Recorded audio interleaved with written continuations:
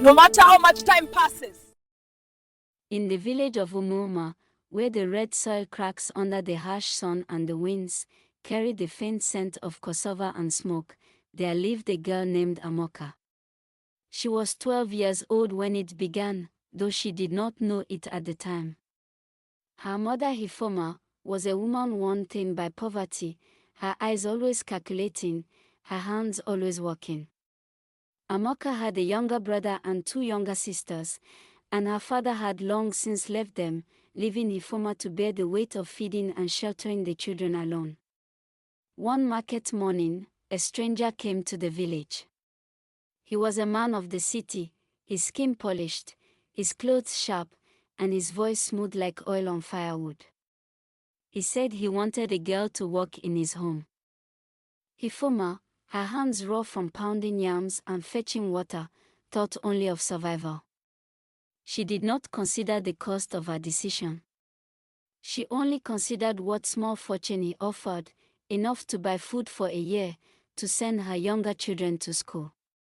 Without hesitation, she agreed. She sold Amoka for money, handing her over to a life that was already full of shadows she could not see. Amoka left her village that afternoon. She walked with the stranger down a path lined with mango trees that had never seemed threatening before. Her feet were bare, and her heart was heavy, though she did not yet understand why. The city was a world of smoke and stone, of narrow alleys and tall buildings that clawed at the sky. Amoka's new home was a compound surrounded by high walls. The mistress of the house was kind at first, but only because she needed Amoka to be silent and obedient. Her days were filled with chores. She cleaned floors, cooked meals she would not eat, and washed clothes until her fingers cracked. At night, she slept on a straw mat beside the kitchen, listening to the sounds of the city she did not understand, the cries of children she had never met. Years passed. Amoka grew stronger, but she also grew colder. She learned to hide her tears, to hide her hunger, and to hide her fear. She watched the women of the house, the servants and the children of wealth, and she realized she had been sold not only for food and school fees, but for invisibility. Her mother, back in Umuma, visited rarely, sending letters and promises of love. But the letters always carried the same emptiness.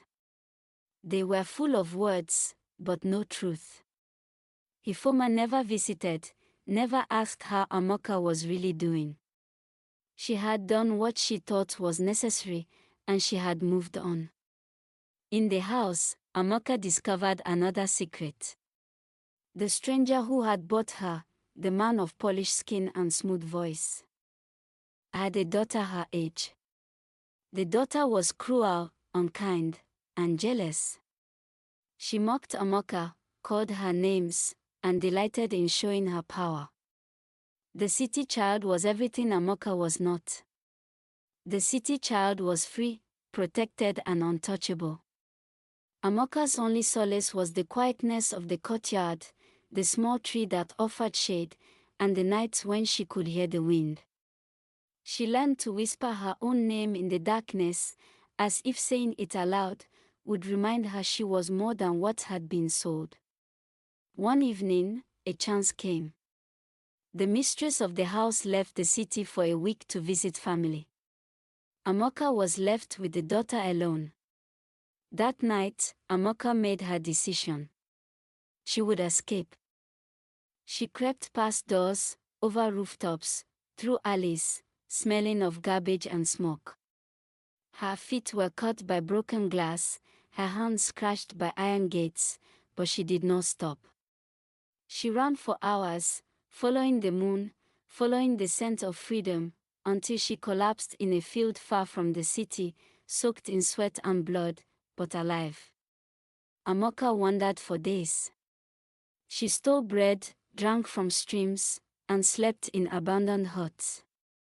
Eventually, she found a small town, where a kind woman took her in. She taught Amoka to read and write, to sew, and to earn money honestly. Amoka was 12 when she left her village, and she was 16 when she found safety.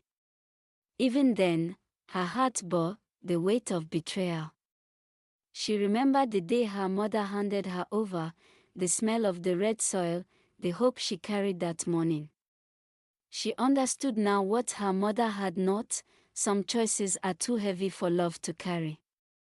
Amoka returned to Umoma years later, grown, her eyes no longer innocent, her hands scarred from labor, her heart tempered by loss.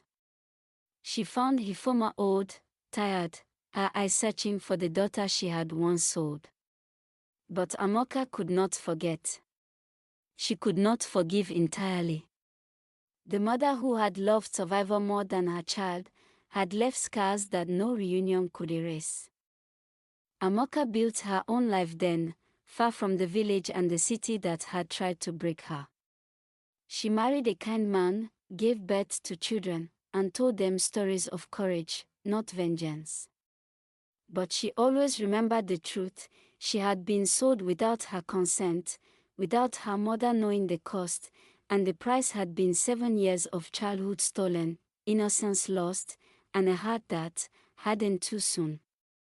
And though she survived, though she thrived, though she loved again, Amoka understood this.